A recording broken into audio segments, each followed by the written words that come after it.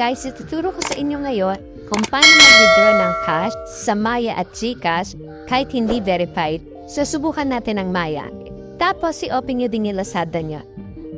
So, walang laman yung Maya kung magta-try lang tayo guys. So, hanapin nyo yung wallet nyo sa Lazada.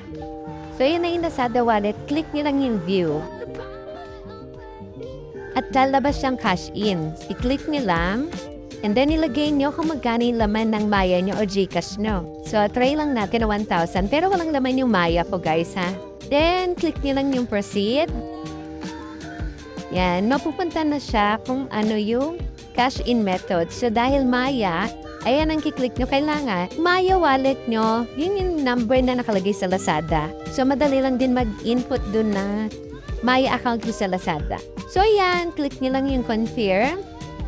At papasok na sa wallet nyo. At dahil wala kang laman yung Maya natin, so insufficient. Once na nasa wallet nyo na, pwede nyo nang i-withdraw any verified GCash or Maya account or banko. So yun lang guys.